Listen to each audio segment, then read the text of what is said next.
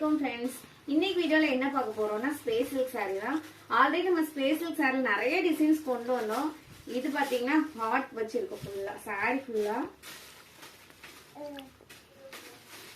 saree ரொம்ப அழகா இருக்கும்.